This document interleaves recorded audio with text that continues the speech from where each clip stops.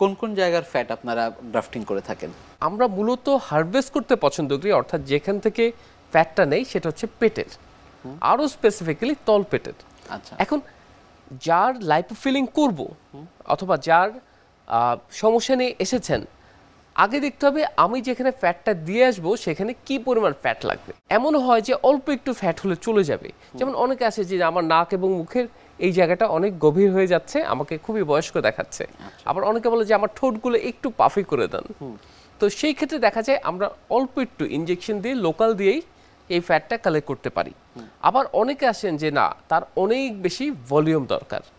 যেমন ধরেন প্রচুর মানুষ আসেন যে তারা ব্রেস্ট অগমেন্টেশন করতে চান, কিন্তু ব্রেস্ট ইমপ্লান্ট চান না, কিন্তু ব্রেস্ট অগমেন্টেশন করতে চান।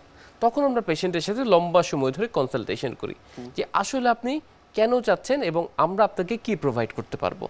যখন আমাদের ওনার এক্সপেকটেশন এবং আমাদের রিয়েলিটি একটা নেগোসিয়েশন পয়েন্টে চলে আসে, তখন কিন্তু অনেক ক্ষেত্রেই আমরা দেখি যে ফ্যাট ট্রান্সফারটা ওনার জন্য খুব ভালো একটা অপশন হতে পারে।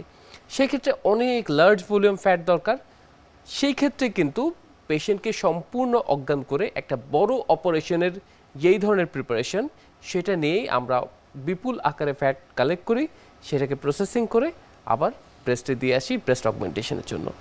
অর্থাৎ এটা ডিপেন্ড করবে যে আমি আসলে কি পারপাসে এই ফ্যাট ট্রান্সফারটা করতে চাচ্ছি এবং কতটুকু ভলিউমে নিব।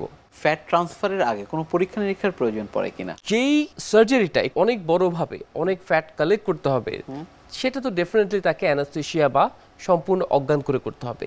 সেক্ষেত্রে আমরা অজ্ঞান করার জন্য তার যে ফিটনেসের পরীক্ষাগুলো, সেক্ষেত্রে কিন্তু অবশ্যই তাকে সেগুলো করে উনি যে অপারেশনের জন্য ফিট সেটা প্রমাণ করে আসার পরেই কিন্তু আমরা বড় সার্জারিটি শুরু করি। আদারওয়াইজ ছোটোখাটো ক্ষেত্রেও কিছু পরীক্ষা করতে হয়, তার স্ক্রিনিং টেস্টটা করি, অথবা তার যদি অন্য কোনো ডিজিজ আগে থেকে থাকে তখন তার সেই লাইনের কিছু পরীক্ষা করে আসতে হয়।